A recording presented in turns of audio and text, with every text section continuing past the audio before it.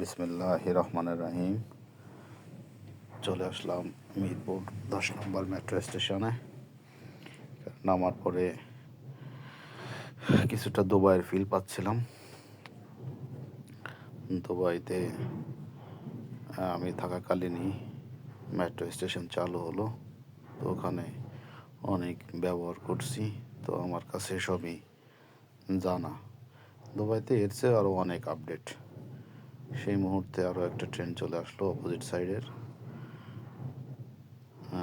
তো দুবাইয়ের প্রশংসাই নাই করি, এটা আমাদের বাংলাদেশে আমরা পেয়েছি।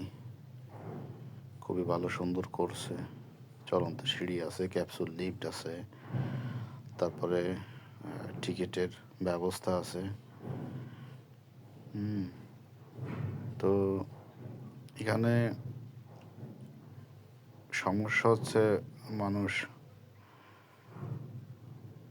প্রচুর ট্রেনে যাতায়াত করে, কিন্তু টিকিটের ওরকম ব্যবস্থা নাই। সব জায়গায় অনেক ভিড় হয়। ব্যবস্থা বলতে প্রত্যেক কাউন্টারে বা মেট্রো স্টেশনে আছে, কিন্তু প্রচুর ভিড় হয়। তো সেই কারণে থেকেই আমি কার্ড নিয়ে রাখছিলাম আগে থেকেই। তো ভেবেছিলাম হয়তো বা কখনো না কখনো কাজে আসবে।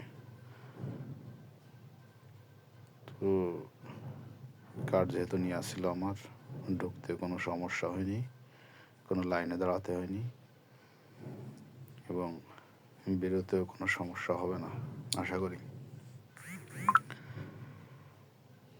আমি আস্তে আস্তে বেরোবো সেই উদ্দেশ্যে কার্ডটা বের করলাম এবং পাঞ্চ করব দেখে পাঞ্চ মেশিনের সামনে চলে আসলাম। পাঞ্চ করার পরে দেখি 201 টাকা এখন আমার ব্যালেন্স আছে এবং 54 টাকা কেটে নেছে। বাংলাদেশ সচিবালয় স্টেশন থেকে মিরপুর 10 নম্বর স্টেশন পর্যন্ত 54 টাকা কাটছে। তো আস্তে আস্তে বেরোলাম। বেরোনোর পরে ডানে এবং বামে দুইটা সিঁড়ি নেমে গেছে, এবং চিন্তা করতেছি কোন সিঁড়ি দিয়ে নামবো, কোনটা দিয়ে নামলে আমার কাছাকাছি হবে।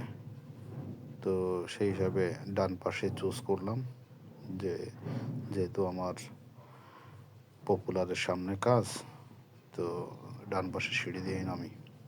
ওটা ডান পাশে পপুলারের সামনে গেছে।